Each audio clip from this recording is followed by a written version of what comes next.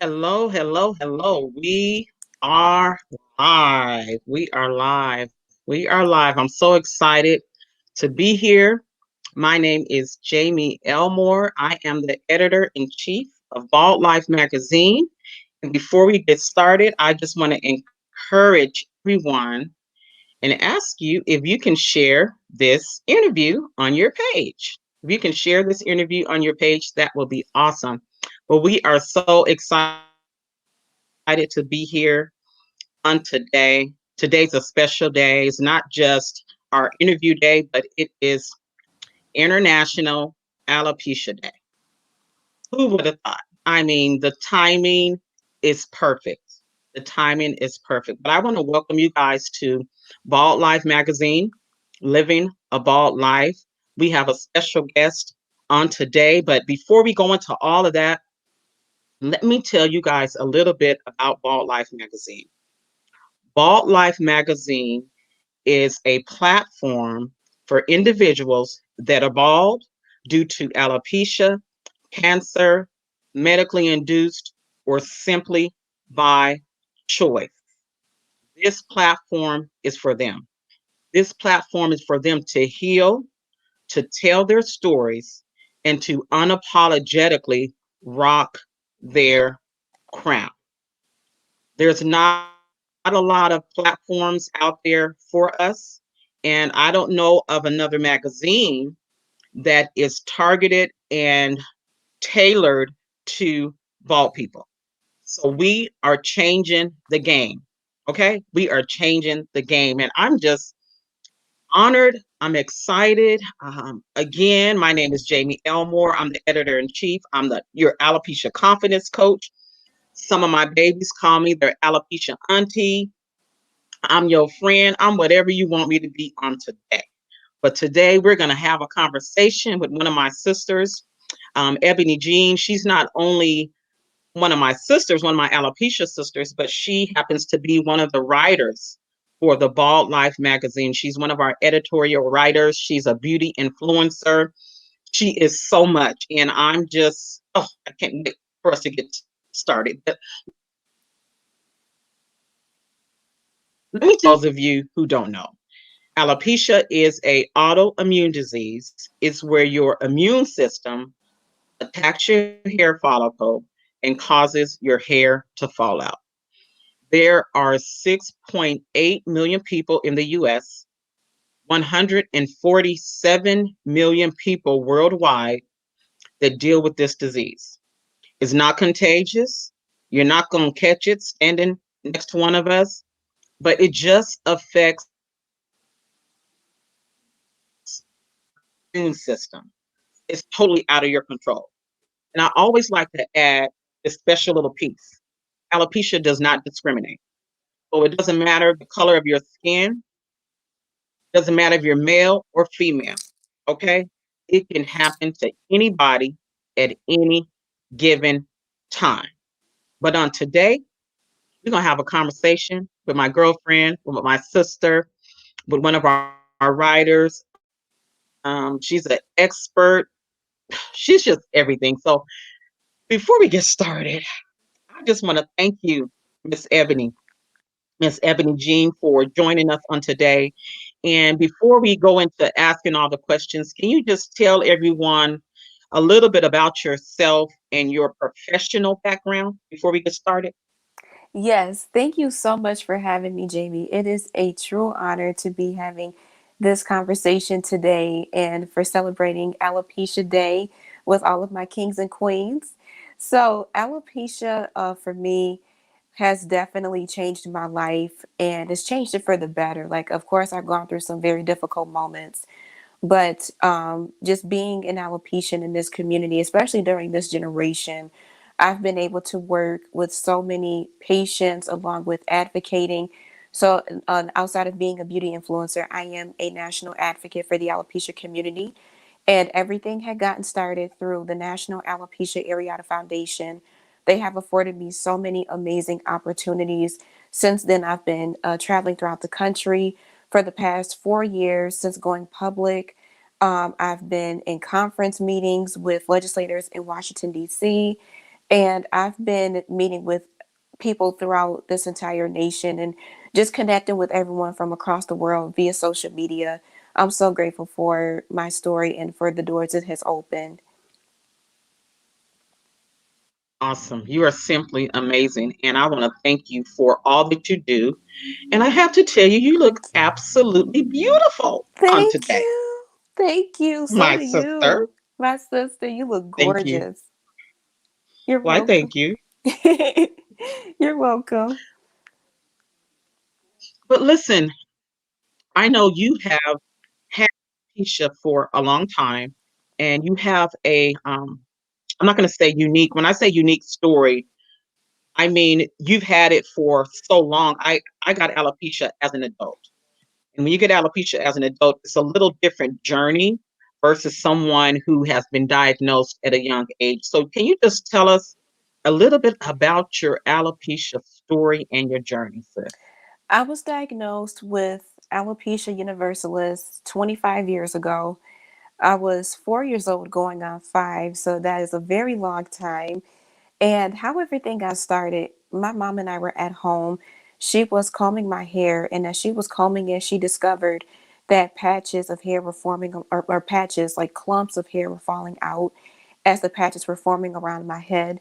So from that point, she called my doctor, explained the symptoms, took me to the hospital, and once the test results returned, it was positive for alopecia universalis. Wow, wow. I'm going to put some context around that too, because a lot of people don't know that there's different types of alopecia. Alopecia Right. areata, where you just kind of like have the bald spots throughout your head, in your beard, eyebrows. There's alopecia totalis, where you just lose your hair, on your head. Then there's alopecia universalis, where you can lose total body hair. And I'm about there. I'm about there. I lost my eyelashes, my eyebrows, but Mm-hmm. I'm accessorizing today. My nose hairs. So for you to have alopecia, excuse me, universalis, Mm-hmm. that's a journey all in of itself. So tell us, what was it like for you being a child growing up in school? What was some of your challenging moments, and just kind of talk to us about that. Growing up was extremely stressful. It was very uh, disheartening and depressing to say the least, because my mom has never dealt with hair loss before. At the time, she was a single mother of two girls. She has three total, but at the time of my diagnosis, it was really discouraging for her, and she didn't know what to do. But thankfully, with us coming from a Christian background, she was able to find faith and hope in God that everything was going to be okay and that we were going to have the amount of support that was needed to get us through this difficult situation. But growing up throughout school, kids and adults alike bullied me. I was teased, harassed, name called, everything from A to Z, cursed out for no reason. Teachers have tried suspending me because every parent knows that there are dress codes established within each school system. And during that particular period in my life, the educators failed to understand my problem. So they would try to suspend me, send me to detention, because my mom used to send me to school wearing hats in order for me to cover my baldness. So if my hair was absent, I would wear hats to school. Um, it was very discouraging for people to know that people were treating me in this manner. And so as a child, that devastated my self confidence. I really had any friends, and I made friends here and there, but the majority of everyone was very rude and mean, failed to embrace me. And some of those childhood memories I'm still healing from today, because they would come back in triggers, you know. And I know that every alopecian deals with the triggers of their childhood at some point, but it was very stressful for me.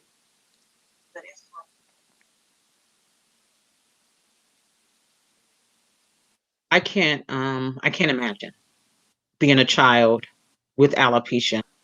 I say this all the time as well. If you're a child with alopecia, I believe that God gives you a special kind of strength a special kind of courage because the ability to navigate through school, the bullying, like you said, that's on a whole another level, on a whole another level. Mhm. I wanna kind of backtrack and I want to talk about, okay, so you got diagnosed when you were younger. Mhm. Do you remember what it was like? I mean, was your mom combing your hair, or do you remember when you realized what was really going on? What was that like for you when the light kind of came on? It was like, well, you're losing your hair.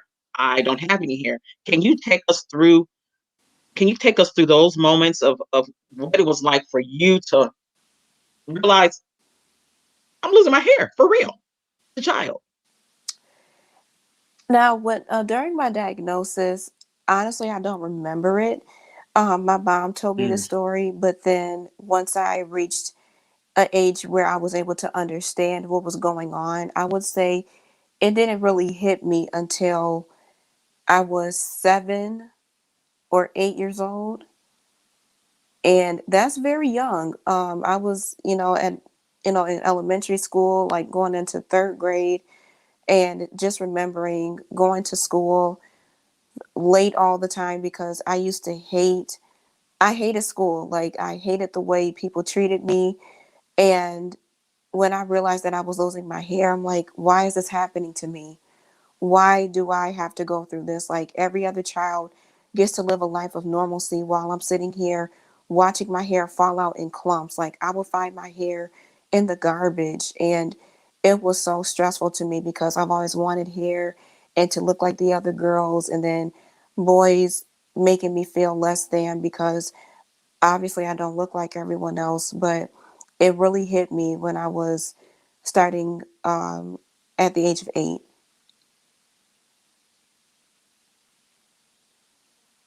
this, yeah, it I talk to parents all the time, Hmm. and the most challenging is the kids, is the journey, is the stories, and how you navigate through school. Now, you said something that kind of stood out to me, and you talked about how the staff and how the teachers bullied you and didn't support you. Can you kind of talk about that a little bit more? But at the same time, can you talk about the importance for teachers to be educated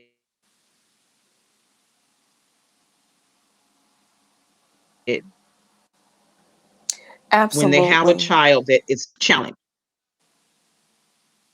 Absolutely. Um, when you're dealing with alopecia as a child, you're going to face a lot of criticism, a lot of isolation. And with these educators, of course, back in the 90s, things were still very fresh. And alopecia, although it was out there, everyone didn't talk about it. And when you did talk about it, people were asking, what is it? I've never heard of it before. Is it a form of cancer?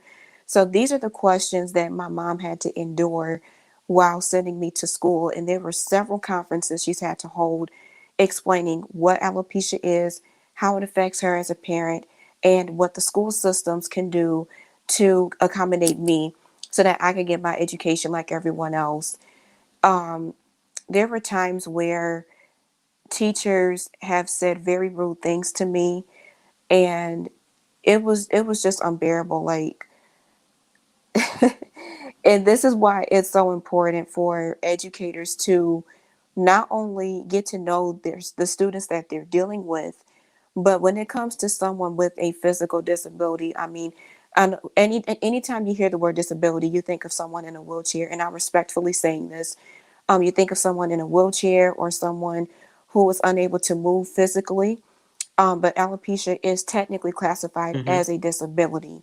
So, whenever you're dealing with a child that has hair loss, it is so important for educators to sit down with the parents of these children and get to know them and know exactly what it is they can do to help them and to prevent the bullying from going on in the classroom, because this is exactly why kids fall into depression. Unfortunately, some of them commit suicide because of alopecia. Everyone is failing to help them. And I got sick and tired of explaining my case. I got tired of telling kids of why I didn't have hair. I got tired of crying. I got tired of the bullying. And these educators, if if you have all these degrees and accolades, then you need to do your part in educating yourselves on some of these diseases and disorders that these children are going through. So that way you'll be able to accommodate them better and they can get their education a lot easier, make the process for them a little bit simpler. You are so right. You said a couple of things that kind of stood out to me as well. I think needs to come from both angles. As a Mm-hmm. parent, like you said, it sounds like your mother was very proactive, Mm-hmm. and she educated, the staff, the teachers, and the school. So that's one way that parents with kids that have alopecia, they can, do what your mom did. And then secondly, as educators, like you said, find out what's going on with the kids that are in your classroom, the ones that you are teaching. You can see something's different. They have to take the initiative to get to know each student and build a true relationship with them. So I totally get Yes. that.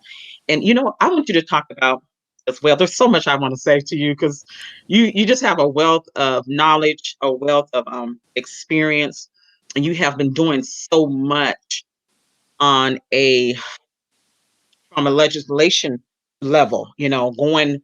I mean, you're going to a whole nother level. You're not just talking about alopecia and bringing awareness. You're really trying to educate people. So can you talk about what you have been doing to change laws concerning alopecia and how people see that? Can you talk to us about that? Yes, being a legislative liaison has changed my life so much, and I'm so grateful for the experience that NAF has given me within this time frame. I went public with my story in 2016, and that was really when the advocacy took off because I was competing in pageants in that time as well.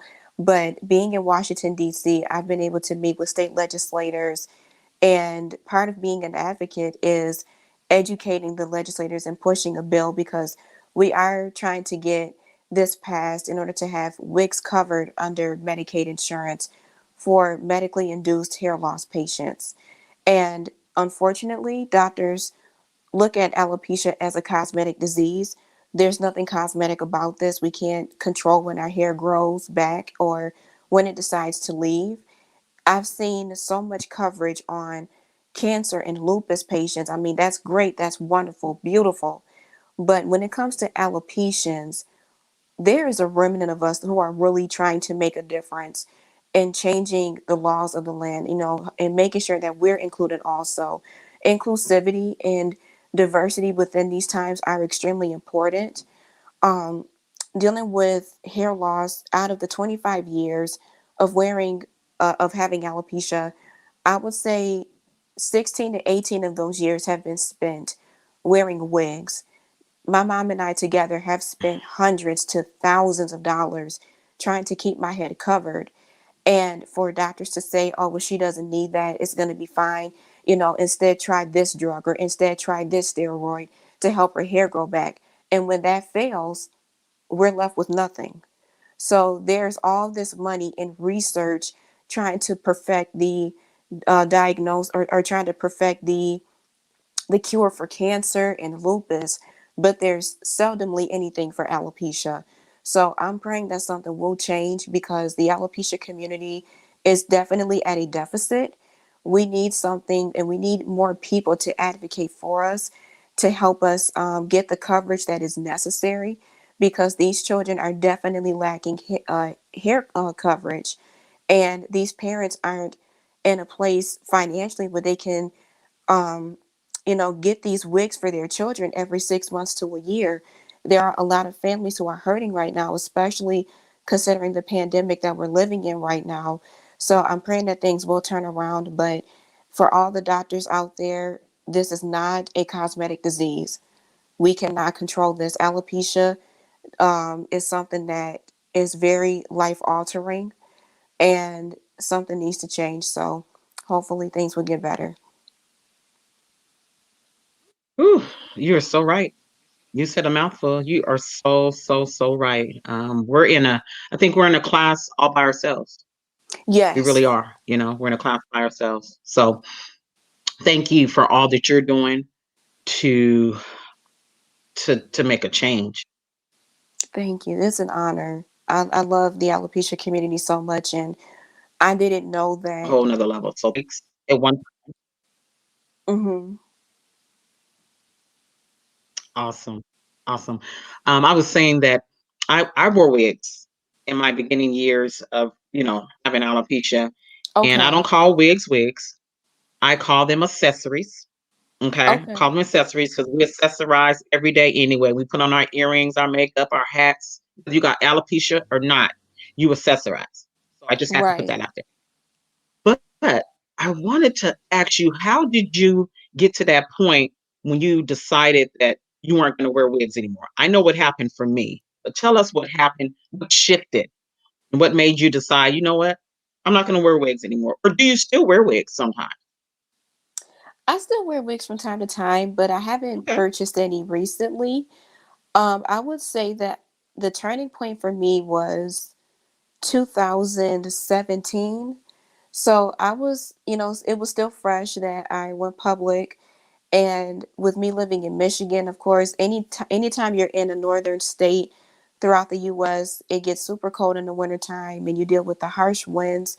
So with Michigan being unpredictable as it is, I like to wear my wigs Hmm. from time to time just to make sure that my head is warm. Some people have mentioned to me that they would, well, I would say a lot of people have mentioned to me that they love seeing me without the hair, that I look better without it. And I'm very grateful that they've embraced me because it did take a long time for me to get comfortable looking like this. And Yes. now that I'm comfortable, I've even talked to my mom. She said it's hard to see you go back with a wig because we're so used to this now. But I'm so grateful for everyone embracing me the way they did and for being comfortable in my skin and just not letting other people's opinions define me.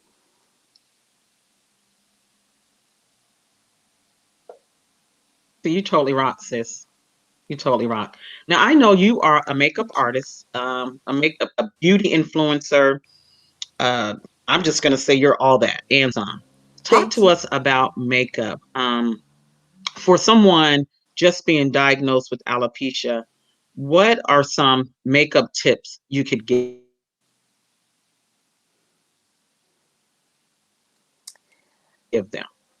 You I would say the most important and the most essential tip is to learn how to draw eyebrows. That was a definite game changer for me. I started drawing them when I was 16, and it was, of course, at a high school age. I wanted to be more social. So my mom and eldest sister taught me how to draw them every day, and they would draw them for me until I was independent enough to pick up the skill. So every alopecia needs to know how to draw their eyebrows. If you don't know how, there are several videos out there on YouTube, and hopefully, once things lift from quarantine, you're able to go to your local beauty store. They can teach you, or you can have a friend, a relative, someone can help you draw them. There are so many tools and aids in order to help get this undergoing. So, yeah, definitely eyebrows is very essential. Yes, it is. It like it frames the face, you know? Right. It frames the face. It's like when you don't have the eyebrows, I know for me when I lost my eyebrows, I look totally, totally different. But Hmm. like you said, learning how to looking at the videos and you have your own YouTube channel. I'm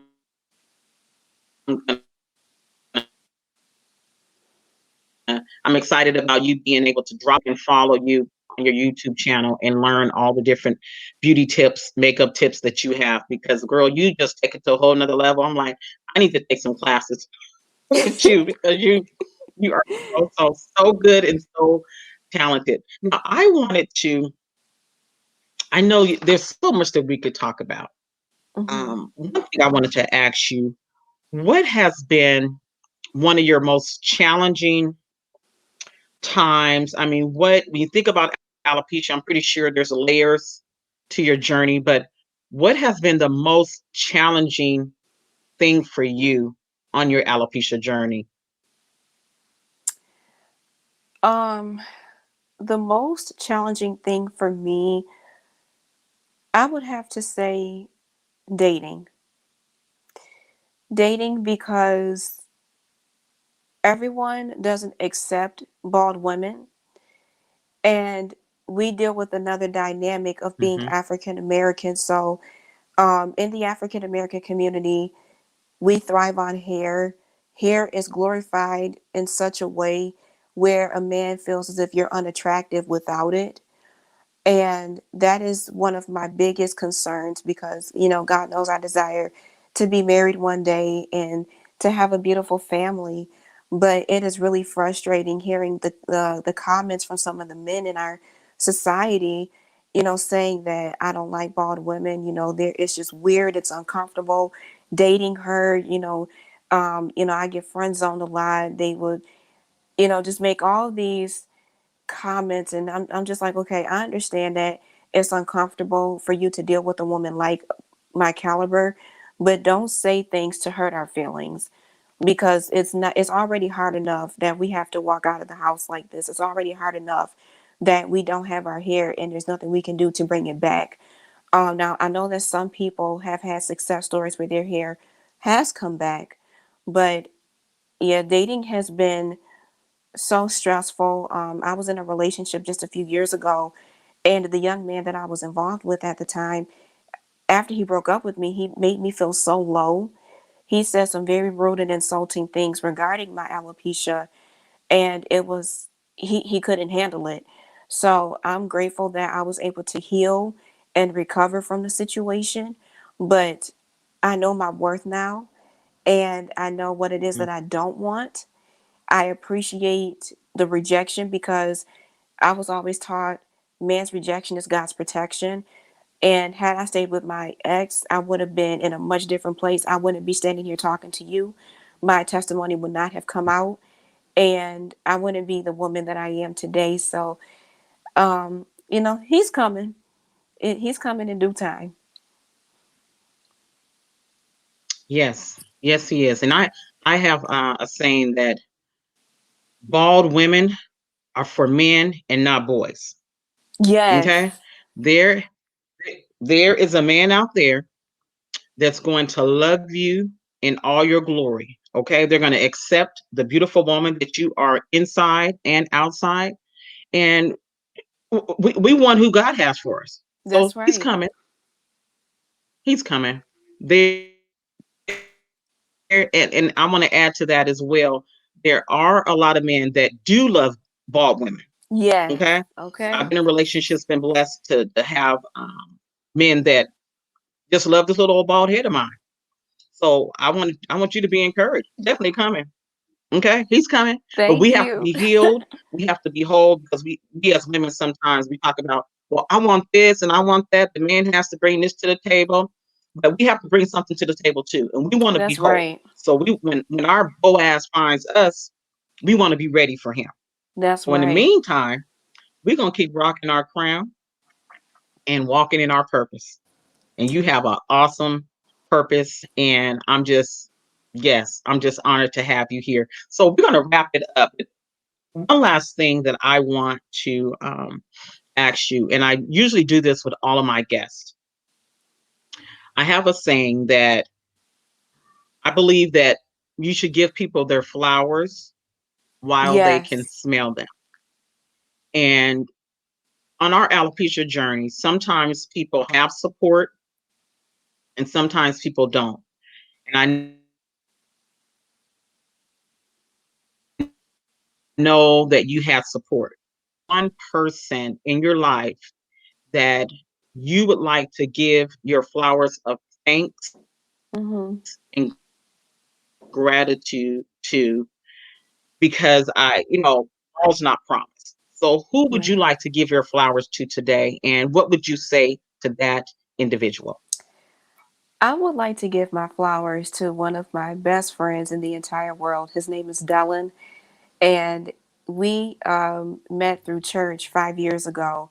He has been so supportive, and he came in to into this journey shortly after my ex broke up with me.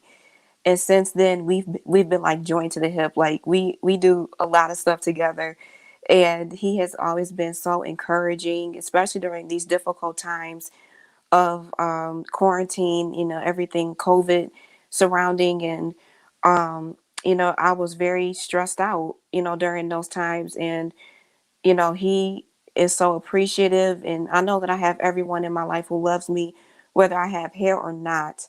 But just that support system is extremely important. I can literally count on hand how many real friends I have, but he has been the main person in my ear, encouraging me, making sure that I'm staying rooted, in my truth, and just being so authentically me. So, Dylan, I'm gonna tag you in this later, but I want to tell you thank you, best friend. You have been incredible to me. You're phenomenal. My brother in Christ. He is just such an amazing person, and he has a business right now. Also, he has a Christian T-shirt line. So I will tag his business underneath this post for everyone to go watch later.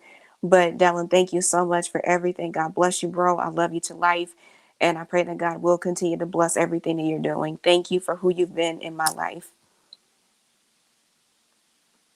That is so awesome. And I'm gonna say thank you too to him. He don't know who I am, but if he's helping and supporting my sister, then I'm all for it. Yes. All for it. Again, today and for sharing your story and your journey. And I want to encourage everyone to stay tuned to our next interview. Next Friday, we'll have another interview with one of our writers, Mr. Devin Stubblefield. And then we'll be releasing the Bald Life magazine September 2020. Yay. We will have two platforms. Girl, I can't wait. It's like, yeah, we've been working on this for a long time. But it will be digital, download, and print. So you will have an option. So that's coming up in September. You can go to our website. So thank you all for joining us. Please share this video, and we will see you next time. And Ebony, sis, thank you so much for your time on this Saturday afternoon. Okay. My So we're going to pleasure. say goodbye to everybody else. Bye, everybody. Bye, everyone. Thank you, Jamie.